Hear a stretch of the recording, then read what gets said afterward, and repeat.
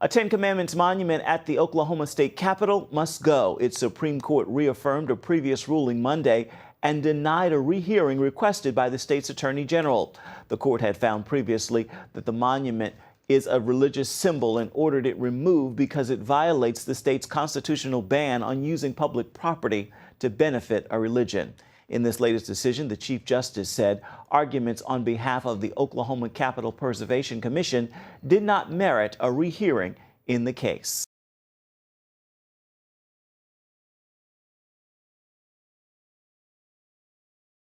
A second group has now filed a lawsuit over the Ten Commandments monument at Oklahoma State Capitol. American Atheists Incorporated and two of its Oklahoma members say the monument is a state-sponsored endorsement of religion, which makes it unconstitutional.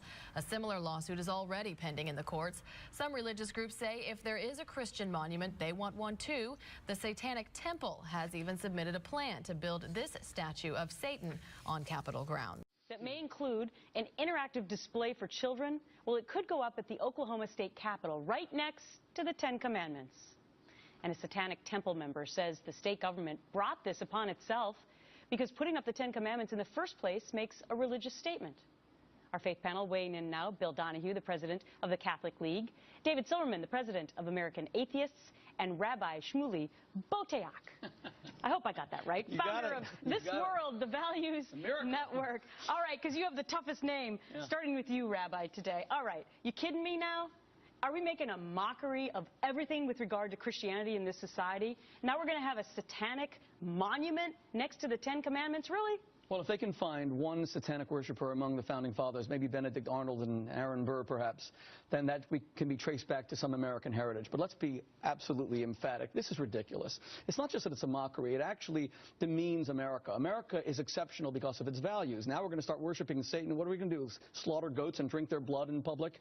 The United States worships God. It just doesn't impose the worship of God, and that's the beauty of it. Separation of church and state does not mean that we purge the public sphere of God. It means that we don't force God on people. And David, you've got to agree with the rabbi, do you not, that this is absolutely a mockery and ridiculous? Absolutely, not mockery, not ridiculous. The separation of church and state is what makes America great. Religious freedom means the government doesn't take sides, one religion or another. You may not like the Satanists. Guess what? That doesn't matter. Do you? Everybody is equal. I don't care. All religions are the same to me. So you think it's perfectly fine to put a satanic, whatever message they're going to have up there, and an interactive display for children, by the way? It's not okay to put any of it up there, but it is more not okay to favor one over another. Bill, how crazy is Satan. this? I mean, what? You believe in an invisible man in the sky, too. You call him Satan, you call him God. Whatever it is I believe in, that doesn't teach me to perpetrate genocide, slaughter people, or I get into their version of heaven by killing people. They're not saying that. They're putting up a happy display. You don't know what it is. It's almost like they went to the craziest group they could find. No offense. To find somebody to go up against the Ten Commandments. I mean, is this how PC we've gotten in our society? Really? Well, it's also how evil we've gotten. I mean, the fact of the matter is the Ten Commandments is an historical monument to our Judeo-Christian heritage. We are not based on Satanism in this country. Now, if they want to have their little monument, the First Amendment is conditioned on time, place, and manner. It's the wrong time, it's the wrong place. What's the right time and the right place? Maybe in July sometime, I don't know, but certainly not at this time of the year. If they have to worry about your holidays? No, quite frankly, look, really? this country was not based on Satan. Now, you may be mistaken on that. I mean, you may have your own private belief on that. That doesn't matter what this country was based on. It does. No, listen, they can have it. I'm sorry to double team you, but here's the point. Go ahead, double team me. You're getting desperate. This is the problem. It's one thing to say, you know, we oppose the imposition of the Ten Commandments, and you take a rational point of view. Which we do. And we let the courts sort it out. That's the beauty of a democracy. But to be reduced to Satan worship? It's so crazy. No lower than other religions. But sorry, you may wish it were, but Satanism is no lower than Catholicism. It's no lower than Judaism. As an atheist. Controversy tonight over a proposal from a New York-based satanic group to build a monument at the Oklahoma State Capitol. 2 News reporter Brandon Richard is live in the newsroom to show us why the group is targeting our state. Brandon? Well, Russ, I just checked, and the group based out of New York has raised more than $1,800 to have their monument built. They say it's only fair because of what Oklahoma lawmakers did in 2009. That's when lawmakers passed a bill allowing the Ten Commandments to be put on display on the grounds of the state capitol. The Satanic group says that opened the door for them to display their monument as well because they're also considered a religion. Constitutional experts say if lawmakers allow one religious group to display a symbol of their faith on public property, denying another group's request to do the same could lead to a court battle. Because they are not free to disagree with the content. They can't exclude people from a public forum on the basis of the content of their speech. Legislative leaders call the Satanic group's efforts a political stunt. They say allowing a monument paying homage to Satan would not be in keeping with the traditions and values of Oklahomans. Now, the ACLU filed a suit to have the Ten Commandments removed. That lawsuit's still pending. The Satanic group will submit its designs later this month. Live in the newsroom, Brandon Richard, 2 News works for you. 10. Who would build a statue to Satan? Well, it turns out a group of atheists wants to do exactly that. Shannon Sims is covering the controversy for us tonight. Shannon.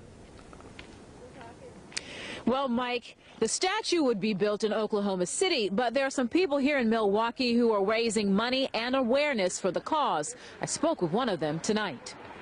Lucifer, the Prince of Darkness, is an image that many Satanists revere.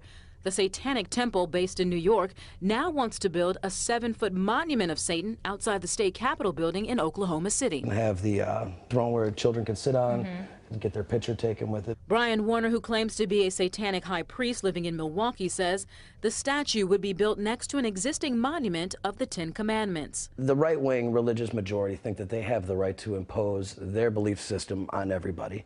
The fact of the matter is this is not a Christian country. This is a multiculturalistic society that thrives itself on plurality. And Warner says raising the $20,000 needed has not been an issue. And we had somebody give $1,000. But there's division within the Satanic movement. A post on the Church of Satan website denounced the monument, saying it would make a mockery of Satanism. But that's not stopping the group from forging ahead, even though their plan may be challenged in court. It could even potentially get pushed to the point of the Supreme Court, which I would love to see happen because, in my opinion, freedom of religion still means any religion. It doesn't say freedom of religion as long as it's a sect of Christianity. And the Satanic Temple, based in New York, says that they're now waiting for the green light from the Historical Preservation Society in Oklahoma City to move forward with their plan. Reporting live in Milwaukee, Shannon Sims, today's TMJ4. All right, thank you, Shannon. A few weeks ago, a New York-based Satanic group wants to put a Satan statue on the grounds of the Oklahoma State Capitol, and it has now unveiled drawings of the proposal. So here it is. The statue features a bearded, goat-headed demon sitting on a throne with smiling kids next to it. The Satanic Temple insists it should be allowed to stand next to the Ten Commandments monument that's been at the Oklahoma State Capitol since 2012. David Silverman is the president of the American Atheists, Bill Donahue, the president of the Catholic League, and Rabbi Shmuley Botek is the founder of This World, the Values Network. Rabbi, we should have sat you in between Bill and David today. I think they may go at it, but I know you have a strong spirit, and I'm going to start with you on what some people deem as a ridiculous move by this Satanic group to put up this monument. Your thoughts? First of all, what did goats ever do? I don't know why they're having to suffer. There have been many statues of Satan. This is nothing new.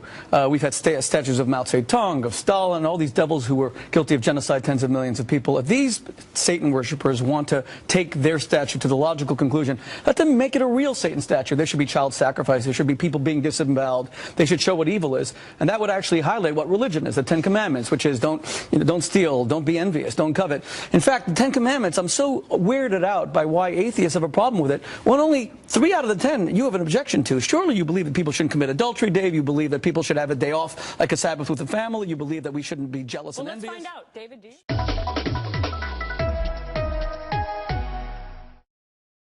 A group has unveiled designs for a 7-foot-tall statue of Satan that it wants at the Oklahoma State Capitol. The New York-based Satanic Temple says if Oklahoma can put a Ten Commandments statue on the Capitol grounds, they should be able to put their statue on the grounds as well. KOCO's Rob Hughes is live at the State House to show us what this statue looks like. Good morning, Rob.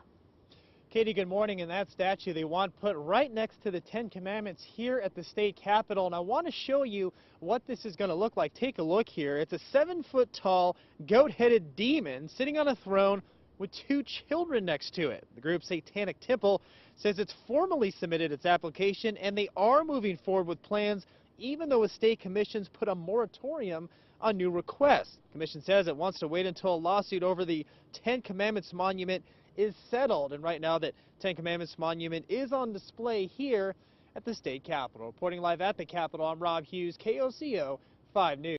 A holy war of words and statues in Oklahoma as a New York-based Satanic temple has a design for a monument the church wants to put on the state capitol grounds, right next to a Ten Commandments monument. The statue depicts a demonic goat figure with statues of children at its feet, would also be designed for people to sit on. Needless to say, this idea isn't sitting well with lawmakers. What will disqualify them has really nothing to do with Satan as such. It's that it has no historical significance for the state of Oklahoma. The only reason why the Ten Commandments qualified is because at the Capitol what we do is we make laws. We are lawmakers. Well, one of the earliest laws that we have are the Ten Commandments. So therefore, it has historical significance. It absolutely is of historic value. Not only would a satanic monument send a clear and distinct message that America respects plurality, freedom of religion, freedom of speech, but it would also stand as a historical marker commemorating scapegoats, the marginalized, and the demonized minority, the unjustly outcast. Well, the monument still has to pass through a preservation committee, which has a moratorium on improving new monuments following a lawsuit filed by the ACLU.